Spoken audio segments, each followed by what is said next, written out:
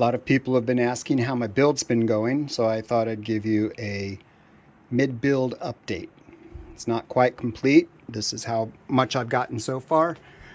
It's pretty complete, almost, but I have a second video card coming in, and I need to cut the loop and put the card in and reattach the loop. So far, the loop has been working out pretty well. And that's pretty much what it looks like. Got a picture around the front, got the fans going on, and a little bit of cable management that I've been working on as well on the back. Not quite complete, but I should have it done pretty soon, and I'll have a full build video.